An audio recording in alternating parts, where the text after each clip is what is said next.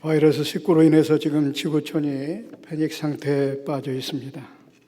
우리나라만 보더라도 학교 개학도 장기적으로 연기가 되고 있고 또 경기가 침체되어서 소상공인들이 지금 파산하는 사람들이 속출하고 있습니다. 그뿐만 아니라 하루하루를 벌어먹고 사는 근로자들까지도 일거리가 없어서 지금 아우성치는 소리가 이곳저곳에 들리고 있습니다. 코로나19의 여파는 우리 한국 교회도 강타를 해서 우리 기독교인들의 신앙생활까지도 위협을 하고 있습니다. 하나님께 드리는 생명같이 여기는 예배 모임까지도 정지시켜 또 우리 성도들의 신앙생활 또 심지어는 교회 운영까지도 심각한 위기에 직면해 있습니다. 교회는 헌금으로 운영되는데 성도들이 모이지 않다 보니까 헌금이 나오지 않아서 어려움을 겪고 있는 교회들이 많다고 합니다. 특히 월세를 내며 간신히 지탱해 나가는 그런 교회들은 지금 파산 직전에 놓여 있다고 하는 그런 얘기들이 들고 있습니다. 왜 하나님께서는 세상 사람들은 모르지만 우리 믿는 백성들에게까지 이런 하나님의 교회까지 이런 어려움을 당하는데도 불구하고 침묵만 지키고 계시는가 하는 것입니다. 그런데 우리 믿는 사람들에게 찾아온 이 어려운 역경과 환난은 하나님의 뜻이 있습니다. 왜 하나님께서 당신의 사랑하는 백성들이 그 어려움을 당해야 되는지 오늘 본문 말씀을 통해서 우리가 교훈을 삼고자 합니다. 오늘 본문의 내용은 우리가 잘 아는 대로 하나님께서 선택받은 이스라엘 백성들이 바로 출애굽을 당하여 젖과 꿀이 흐르는 가나안 땅으로 가는 과정 속에 나타난 사건을 설명하고 있습니다. 하나님께서는 당신의 사랑하는 백성들을 지름길로 인도하지 아니하시고 광야길로 인도를 하셨습니다. 그래서 이스라엘 백성들은 무려 40년이라는 장장 긴 세월 동안 광야에서 말할 수 없는 환난과 역경과 어려움을 당하게 됩니다. 광야는 말의 광야지 정말 힘들고 고통스러운 길입니다. 낮에는 체감 온도가 50도가 넘는 뜨거운 태양이 내리쬐고 있는 땅입니다. 밤에는 0도까지 떨어져가는 아주 추운 날씨를 가지고 있습니다. 거기는 나무 한 그루 풀 한 포기가 없습니다. 먹을 양식과 과일도 없고 물도 없습니다. 그야말로 전혀 소망이 없는 저주의 땅입니다. 뱀과 전갈이 우글거리는 또 아주 위험한 곳입니다. 한마디로 말해서 척박한 그런 사막, 그런 저주의 땅이 광야입니다.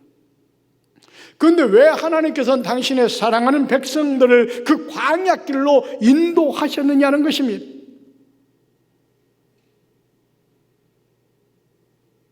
그런데 그 광야길, 거기 선택받은 이스라엘 백성들은 오늘날 말하면 나와 여러분들을 이야기하는 것입니다. 하나님께서 나와 여러분을 만사전에 택하여 예수 그리스도의 십자가의 피값으로 우리를 구속하시고 당신의 자녀로 삼아 주셨습니다. 그런데 하나님께서는 이스라엘 백성들을 그런 광야길로 인도하는 것처럼 때때로 나와 여러분도 이런 광야와 같은 세상으로 광야길로 인도하신다고 하는 사실입니다. 지금 우리가 겪고 있는 코로나19가 바로 물질과 건강과 직장과 사업과 영적인 그런 광야를 지금 만나고 있는 겁니다. 그럼 왜 하나님은 당신의 사랑하는 백성들에게 이런 인생의 광야길을 걷게 하시는가 하는 것입니다. 여기는 하나님의 기쁜 뜻이 있습니다. 첫째는 우리를 겸손하게 하기 위한 뜻이 있습니다. 오늘 본문 2절 상반절 말씀해 보니까 내 하나님 여호와께서 이 40년 동안에 내게 광야길을 걷게 하신 것을 기억하라. 이는 너를 낮추시며 라고 이렇게 말씀하고 있습니다. 여기 낮춘다는 것은 우리를 겸손하게 하시기 위하여 광야길로 인도하신다 그 말입니다. 왜 그렇습니까? 교만은 하나님께서 가장 싫어하는 죄악 가운데 하나입니다. 교만이 뭐냐? 헬라로 휴비리스인데 그 뜻은 그렇습니다. 인간이 자기 분수를 넘어 신을 모독하는 것, 하나님을 모독하는 행위로 하나님의 분노를 부른다라고 이렇게 나와 있습니다. 그래서 하나님은 교만한 자를 가장 싫어하십니다.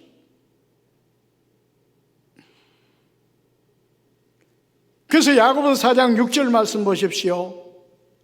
하나님이 교만한 자를 물리치시고 겸손한 자에게 은혜를 주신다고 했어요. 하나님은 교만한 자를 물리치신다, 망하게 만든다는 거예요. 잠언 16장 18절에도 보세요. 교만은 패망의 선봉이요 거만한 마음은 넘어짐의 앞잡이라. 이 교만은 인생을 망치는, 망하게 만드는 것이기 때문에, 그래서 인간이 교만한 것을 겸손하게 만들기 위해서, 당신의 사랑하는 백성들이 교만해가지고 넘어질까 봐서, 망할까 봐서 하나님께서는 겸손하게 만들려고 광야길로 인도하신다는 그런 말씀입니다. 그렇습니다. 우리가 잘 아는 대로 바벨탑이 왜 무너졌습니까? 인간의 교만함 때문에 하나님께서 탑을 무너뜨리고 언어를 혼잡케 하여 그 인간들을 다 흩어버린 겁니다. 사울 왕이, 우시아 왕이, 잘 나가던 사람들이 왜 그렇게 비참하게 하나님께 버림을 받아 말로를 구합니까? 교만 때문이었습니다. 어느 시대든지 보면 하나님은 교만한 자를 물리치십니다. 교만은 패망의 선봉이라고 그랬습니다. 교만은 망합니다. 그래서 당신의 사랑하는 백성들이 교만해서 망할까 봐서, 넘어질까 봐서, 쓰러질까 봐서 하나님께서는 고난의 길로 인도하여 낮아지게 하고 겸손하게 하시기 위한 뜻이 있다는 겁니다.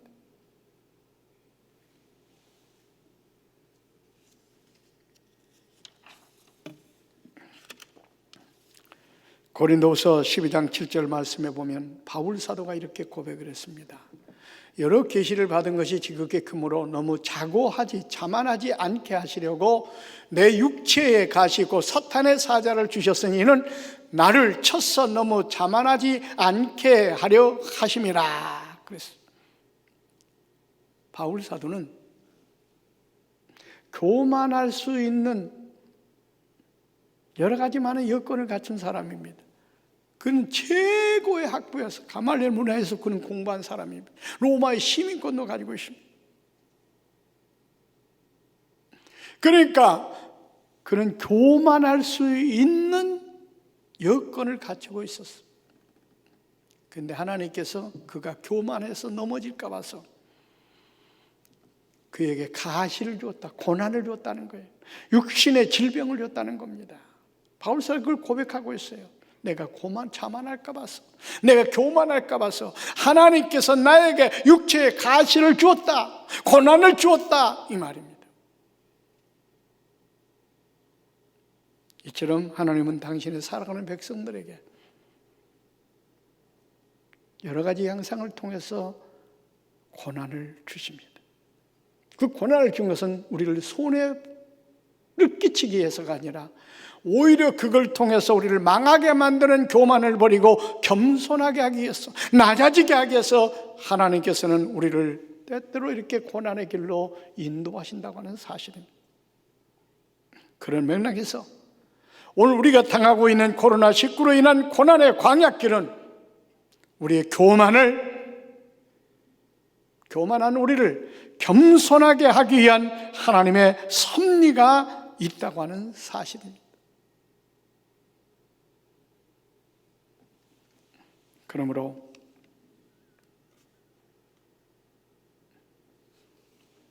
코로나19로 인해서 찾아오는 어려움을 원망하지 말고 불평하지 말고 믿음으로 잘 극복하시기 바랍니다. 그리고 돌아보고 내 교만을 회개하고 좀 더 바짝 엎드려 낮아져서 겸손하시기를 바랍니다. 그러면 겸손한 자에게 베푸시는 하나님의 긍휼하심이 코로나 바이러스를 소멸시켜 주시고 이 땅의 참다운 평안과 안정으로 채워 주실 줄로 믿습니다. 오늘 말씀 꼭 기억하시고 우리에게 고난을 주신 것은 우리에게 교만한 우리를 겸손하게 하기 위한 하나님의 뜻이 있음을 알고 겸손한 자세로 하나님의 긍휼하심을 없는 꽃동산의 가족들이 되시기를 주의 이름으로 축원을 드립니다. 두 번째로는 우리를 테스트, 시험하기 위한 하나님의 뜻이 있습니다. 오늘 본문 2절 하반절을 보면은 이는 너를 낮추시며 너를 시험하사 그랬습니다. 그러니까 40년 동안 광야길을 걷게 하신 그 이유 가운데 하나는 뭐냐면 이스라엘 백성들을 겸손하게 할 뿐만 아니라 그들의 믿음을 시험하고자 하는 하나님의 뜻이 있었다고 하는 것을 이야기하고 있습니다. 성경에 보면 이 시험이라는 단어가 두 가지 양상으로 나타납니다. 하나는 우리가 잘 아는 대로 바로 템테이션이라고 하는 그런 유혹, 또 하나는 우리가 잘 아는 대로 학생들이 시험을 치르는 그 테스트, 이 시험, 이 두 가지 단어가 등장합니다. 오늘 여기서 등장하는 이 시험은 올무에 빠뜨리기 위한 악의적인 템테이션 시험이 아니라 바로 우리를 테스트하는 이 시험을 말하고 있습니다. 그렇습니다. 시험을 놔야 그 학생의 실력을 알 수가 있는 것처럼 하나님께서는 이 시험을 통해서 우리 신앙의 척도를 구분한다는 겁니다. 왜냐하면 평상시에는 우리 신앙의 척도를 구분하기가 쉽지가 않습니다. 왜? 똑같이 예배하고 똑같이 찬양 드리고 똑같이 헌금 드리고 똑같이 봉사하고 똑같이 기도하고, 그런데 보세요. 어려움을 당할 때, 고난을 당할 때 그 사람이 믿음의 사람인지 아니면 믿음의 사람이 아닌지 구분이 됩니다. 그래서 하나님께서는 바로 이런 시험을 통해서 우리의 믿음을, 우리의 주님에 대한 사랑을, 주님에 대한 열정을 테스트한다는 것을 우리는 분명하게 알아야 됩니다. 이 고난을 통해서 시험하시는 겁니다. 창세기 22장 1절에 보면 하나님께서 아브라함을 시험하는 그런 장면이 나옵니다. 뭘로 시험했습니까? 아브라함이 믿음을 시험하신 겁니다. 100살에 낳은 하나밖에 없는 그 아들 이삭을 하나님 앞에 번제로 드리라는 거예요. 이 번제가 어떤 제사입니까? 각을 떠서, 짐승의 각을 떠가지고 불로 태워서 그 기름과 연기로 하나님 앞에 올리는 제물입니다. 그런데 자기의 핏덩어리인 아들을 짐승처럼 각을 떠서 번제단에 올려 불로 태워서 그 기름과 연기로 하나님 앞에 바치라는 거예요. 얼마나 고통스러운 고난입니까?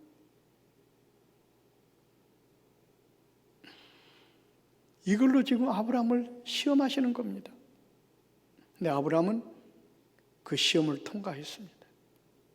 통과하고 나니까 하나님께서 엄청난 축복을 그에게 주셨어요.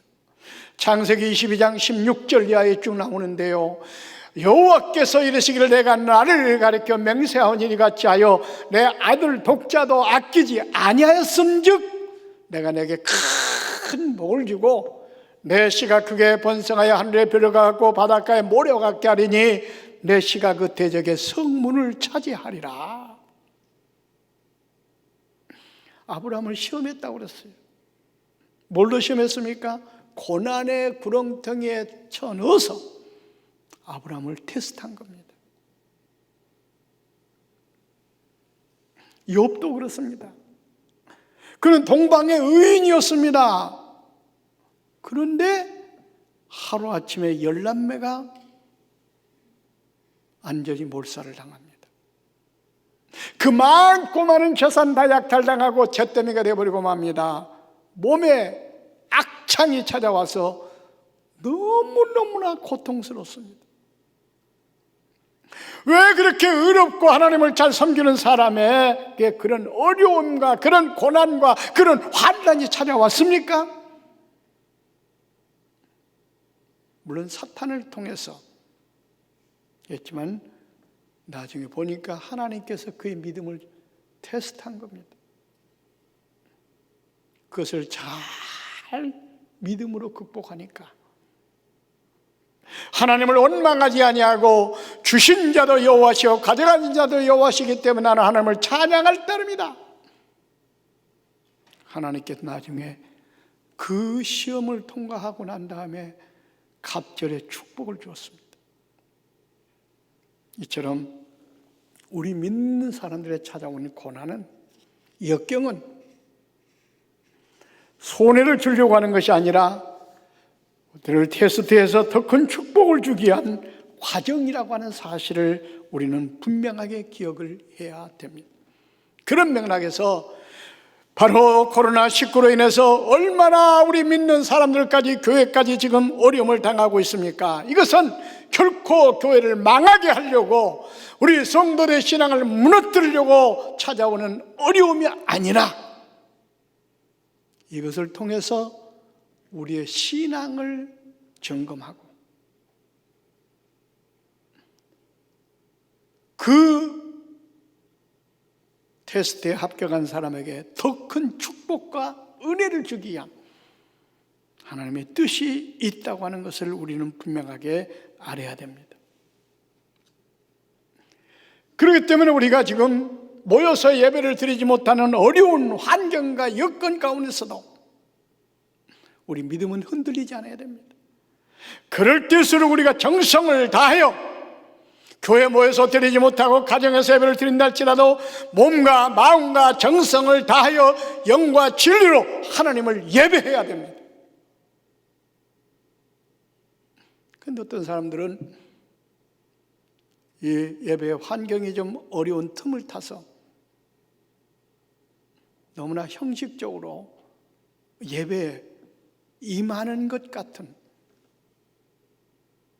그런 아쉬운 생각을 지을 수가 없습니다. 왜냐하면 영상으로 예배하면 2부 예배 시간에 몇 사람이 들어와서 예배에 참여하는지 다 뜹니다. 그런데 뜨는데 거기에 보니까 평균적으로 30 몇 분 정도만 참여하는 거예요. 들어왔다 나갔다. 이게 뭘 말하느냐? 온전한 예배를 드리고 있지 않는다는 거예요. 그러니까 설교 시간에 들어와 설교만 듣고 나가는, 이거는 예배가 아닙니다. 설교를 시청하는 겁니다. 하나님은 불꽃 같은 눈을 가지고 여러분의 앉고 일어서고 머리카락 하나님께 세심 받으신 그 세밀한 하나님께서는 그렇게 드리는 예배를 받아주시겠습니까?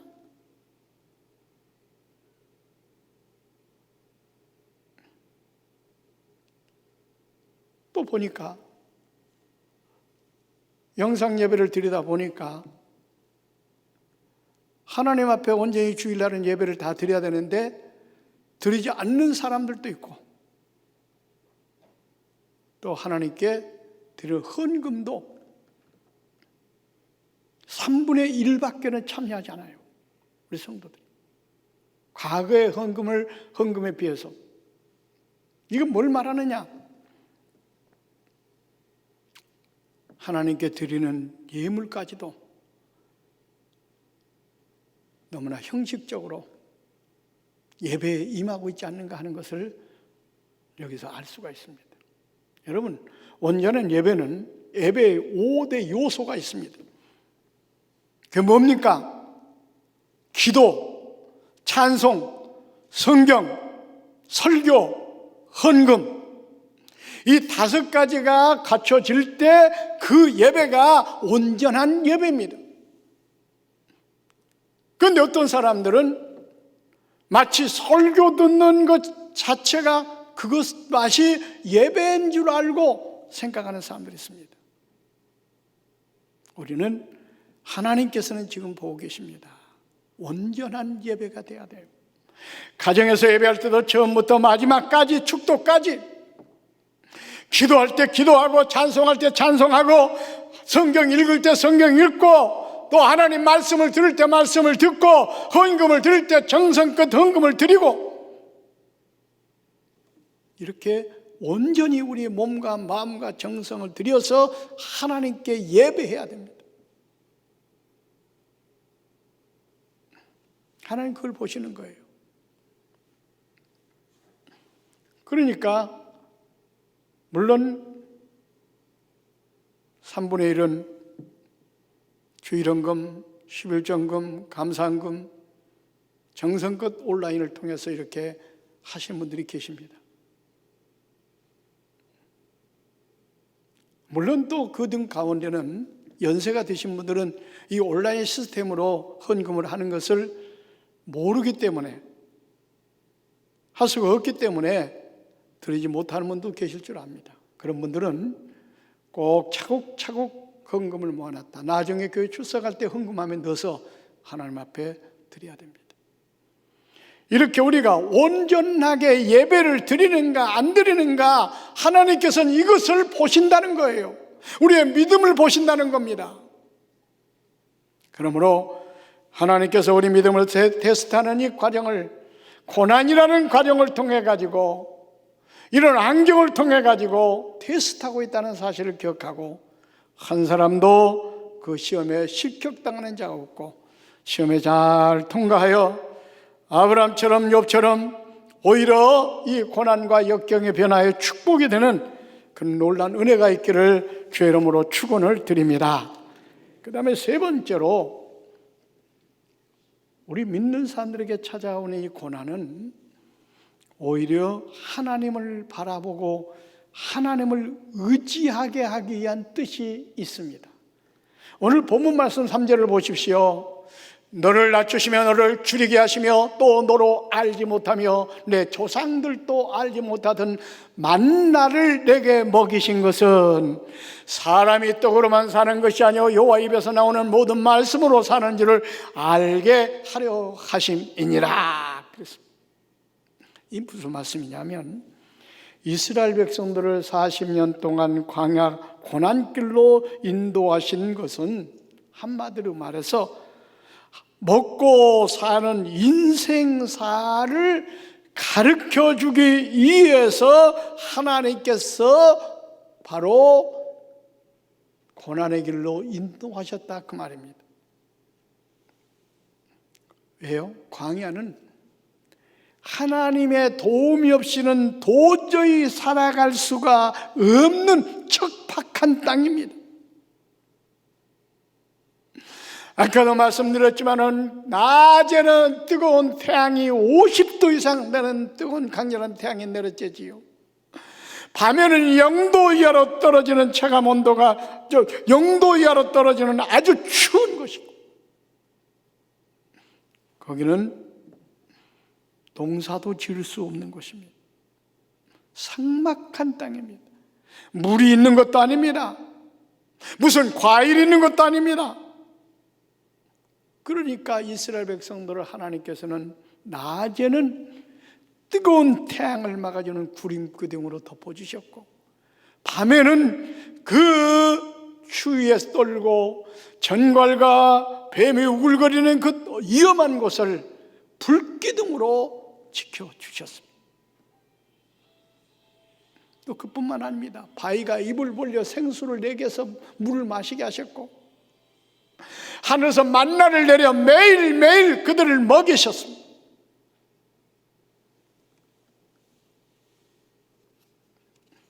그러니까 자기들의 자력으로는 도저히 살아갈 수가 없는 거죠. 하나님의 도움이 없이는 살아갈 수가 없기 때문에 하나님만 바라볼 수밖에 없고 하나님만 의지할 수밖에 없는 그런 환경이 된 겁니다. 그러니까 광야길로 하나님께서 이스라엘 백성들을 인도한 이유는 바로 뭡니까? 하나님을 바라보고 하나님을 의지하게 하기 위해서 그랬다고 하는 사실입니다. 그러니까 어떤 면을 볼 때는 코로나19라는 이 고난의 광야길을 우리 허락하신 것도 이번 기회를 통해서 세상의 과학, 인간의 지혜, 돈을 의지하고 살아가는 우리들이 하나님을 바라보고 하나님을 의지하고 살도록 하기 위해서 이런 고난의 길로 인도하셨다고 하는 그런 사실입니다. 이스라엘 백성들이 보세요. 그 광야길을 걸어가는 동안에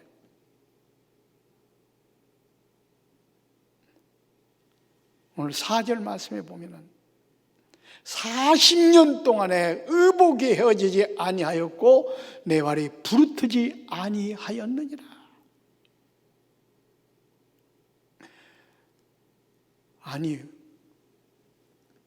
의복이라고 해서 무슨 철갑 의복이 아닙니다.